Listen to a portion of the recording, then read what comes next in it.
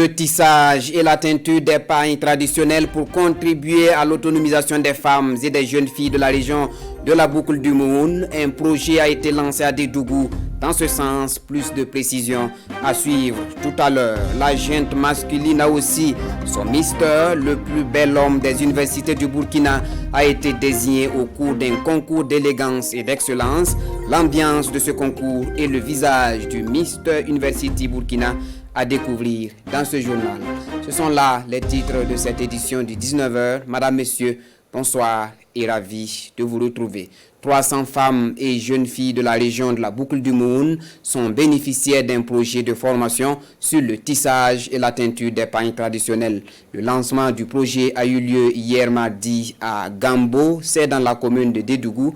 Le film de la cérémonie avec Yves Rwamba et Karim Ouedraogo. Odile Nézien est une passionnée de la teinture et du tissage des pailles traditionnelles. Grâce à ce projet de formation, elle va pouvoir bien mener son métier de rêve. J'ai aimé le métier parce que si tu peux tisser là, tu peux t'en sortir demain. C'est pour cela que j'ai aimé de faire le tissage et puis la teinte. Et puis pour profiter aussi, apprendre mes soeurs, mes enfants et puis mes d'autres femmes. Comme Odile Nézien, ce sont au total 300 femmes et jeunes filles, parmi lesquelles des déplacés internes, qui vont bénéficier de cette formation. Ce projet d'une durée de 12 mois vise l'autonomisation de la gente féminine. Donc avec ce projet-là, nous allons encore transmettre ces connaissances à beaucoup d'autres femmes qui vont en bénéficier comme nous. Non seulement ça va nous faire rentrer de l'argent, et nos familles seront également bien habillées comme le gouvernement même le désire. Nous avons une grande partie qui viennent des déplacés internes. Si après la formation, on peut leur donner un minimum de kits pour leur installation, ça va nous faire beaucoup plaisir. Ces hommes qui ont fui laisser leurs femmes avec des enfants. On voit qu'un tel projet qui va renforcer des capacités, qui va permettre à ces derniers-là de savoir faire quelque chose de leurs mains, va leur permettre également de pouvoir avoir quelques revenus pour mieux subvenir à leurs besoins. Et tout ça contribuera véritablement au développement de notre région, au développement de tout le pays. Le projet a coûté environ 18 millions de francs CFA. Il est cofinancé par l'État burkinabé et l'Union européenne. La 7e édition du Forum international des élites féminines a refermé ses portes samedi dernier. Au cœur de ce forum, les questions liées à l'épanouissement des femmes, mais aussi trouver des stratégies de résilience dans un contexte sanitaire et sécuritaire. L'initiative est de l'Association pour l'épanouissement de la jeune fille. Lamine Karantao, Karim Sissé. C'est un rendez-vous dédié à l'élite féminine. Thème de la rencontre, l'éducation et la santé de la jeune fille dans un contexte de crise sécuritaire et sanitaire. Quelle stratégie de résilience pour les relever? Quand on sait qu'aujourd'hui, la situation sécuritaire amène assez de jeunes filles à être dépravées, à être dans des situations difficiles, sans oublier aussi la santé des femmes qui, avec la nouvelle génération, ne fait que s'abuser. Nous avons jugé opportun d'initier justement ce forum sur ce thème-là pour les permettre de réfléchir sur là-dessus. Dans la perspective de donner à la femme toute la place qui est la sienne dans le développement socio-économique du Burkina Faso, de telles rencontres sont à encourager et viennent à point nommé selon les différents intervenants. C'est vraiment une activité qui vient à bon escient et qui rentre aussi en droite ligne dans les missions de notre ministère. Et on était vraiment dans le devoir de les accompagner et c'est ce que nous faisons chaque fois avec cette association. Je suis déjà rassurée pour commencer parce que ce que j'ai vu, ce que j'ai entendu m'apaise le cœur de savoir qu'il y a la relève qui est déjà là. C'est juste leur dire foncez, le monde est à vous. Cette conclave a été aussi un véritable cadre de partage d'expériences et de sensibilisation pour l'épanouissement des jeunes filles à travers des thématiques abordées. Des thèmes liés à l'excision, à la stérilité, aux fistules et autres pathologies spécifiques à la femme. La commune de Komsilga encourage l'excellence dans les établissements scolaires de son ressort territorial.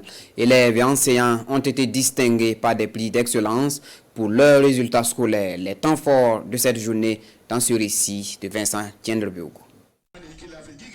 La commune de Komsilga honore ses élèves et enseignants qui se sont distingués par leur travail au cours de l'année scolaire 2020-2021. Une journée de l'excellence réunit le conseil municipal, la population locale et des personnalités politiques et administratives.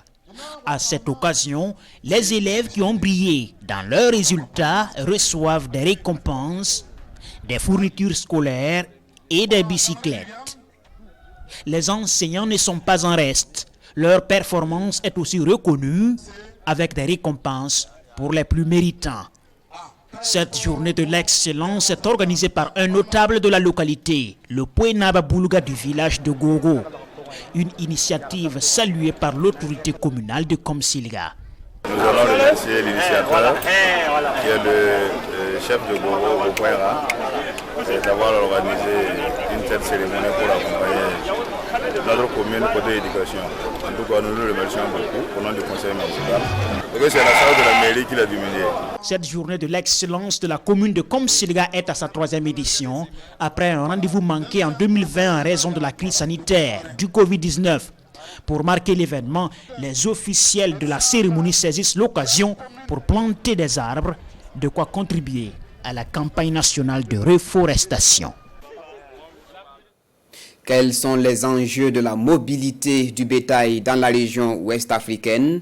Des journalistes de la région du Sahel au Burkina veulent tout comprendre. Ils ont été réunis par l'association pour la promotion de l'élevage au Sahel et en savane pour en discuter. Les conclusions avec Bourema Kabré, Pini Djenyanou. Ces journalistes et communicateurs ici présents sont à l'école de l'Association pour la promotion de l'élevage au Sahel et en savane APS. Au cours des 5 jours, ces hommes des médias vont échanger sur les enjeux, les mécanismes du pastoralisme en Afrique de l'Ouest, mais aussi sur les causes des conflits entre agriculteurs et éleveurs. Ensemble, avec ce que l'expert formateur pourra apporter, en termes de fondamentaux sur le pastoralisme, en termes d'enjeux, en termes de partage d'expérience sur le déroulement du pastoralisme dans les autres localités, à savoir les pays voisins. L'ensemble de tout cela pourra permettre d'avoir une compréhension, en tout cas d'ensemble, et de pouvoir diffuser de bonnes informations à l'endroit des passeurs, des agro-passeurs et des autres acteurs du monde rural. La non-application des textes en matière de transhumance, l'ignorance de ces textes par des pasteurs et agro-pasteurs, le changement climatique, l'insécurité ou encore la démographie sont les entraves pour l'avenir du pastoralisme, d'où l'appréciation de l'autorité régionale de la tenue de cet atelier au profit des districts de l'information. En faisant appel aux hommes de médias pour pouvoir véhiculer le message, je pense qu'on ne pouvait pas trouver mieux indiqué pour faire ce travail-là. Donc je salue cette initiative à sa juste valeur et je salue les APS et l'ensemble de ses partenaires qui ont accepté de porter ce projet et qui entendent avoir un impact positif de leur action sur le terrain. L'Association pour la promotion de l'élevage au Sahel et en savane est créée en 1989. Elle regroupe les éleveurs liés à la tradition dans 12 pays d'Afrique de l'Ouest et centrale. Les universités du Burkina ont désormais leur plus bel homme, l'homme le plus élégant. Le Mister Université Burkina a été élu au cours d'un concours âprement disputé. Konsoun Koulibaly et bienvenue Tansa. C'est lui, le plus élégant des universités du Burkina. Franck Sawadogo est désigné Mister Université Burkina 2021. Son élégance, sa beauté et son éloquence lui valent cette distinction. En plus de cette couronne, Franck Sawadogo empoche la somme de 500 000 francs CFA. Je suis vraiment très heureux de recevoir ce trophée. Je ne croyais pas vraiment, mais avec le travail, ça a beaucoup payé. Ça a vraiment décuplé notre force. Notre force a vraiment participé à créer, à innover. L'objectif de ce concours, montrer que la beauté n'est pas que féminine. Ce fut également une opportunité pour chaque candidat d'améliorer sa prise de parole. en public. Mister Université Burkina est un concours d'élégance et d'excellence masculine qui a pour but de valoriser les instituts universitaires du Burkina, faire également la promotion de la culture. Ce garçon, avec beaucoup d'audace, beaucoup de courage, et il m'a expliqué le contenu de l'événement. Il m'a dit le pourquoi de cet événement-là. Ça m'a beaucoup touchée. Il a réussi à me convaincre parce qu'il a parlé non seulement de la commémoration de la beauté masculine, et il a parlé d'un thème. Le thème qui est la réinsertion sociale des enfants de la rue. J'ai dit, il y a une conscience quelque part. 10 candidats ont pris part à cette première édition de Mister Université Burkina avec pour réflexion centrale la réinsertion des enfants de la rue dans la société.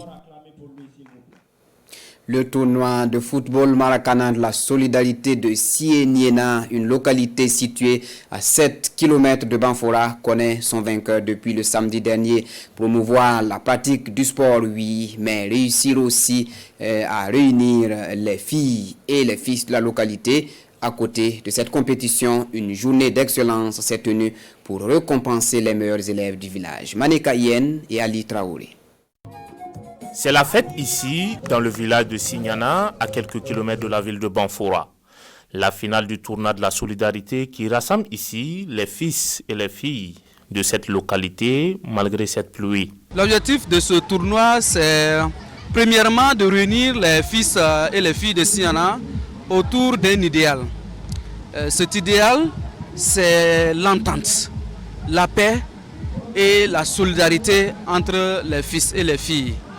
Et aussi, en deuxième, nous voulons cultiver la tradition de l'excellence au sein de nos jeunes frères et nos jeunes sœurs. Pour cette troisième édition, Force Unie en Bleu Ciel dispute le Graal avec Black Star.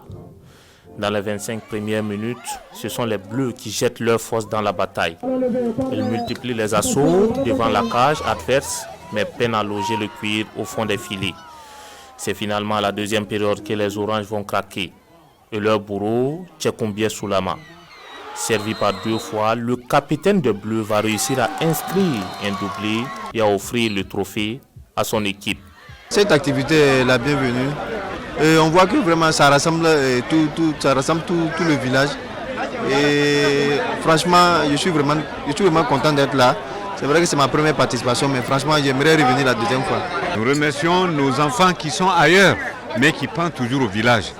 Vraiment, cette activité, notamment le sport, est rassembleur, nous le savons, surtout pour la jeunesse. Donc nous disons que, franchement, ça nous va tout droit au cœur. Les Oranges, malgré leur contre-performance ce soir, reçoivent des kits sportifs et la somme de 40 000 francs CFA. Le vainqueur de cette troisième édition reçoit les mêmes gadgets, la somme de 50 000 francs CFA et le trophée. Et pour joindre l'utile à l'agréable, l'excellence a été magnifiée dans ce village. Les meilleurs élèves de chaque classe sont repartis, les bras chargés de cadeaux. Fin des actualités du 19h à 20h. Wendata Nathalie Kaouré vous retrouve pour une autre session d'information. Bonsoir.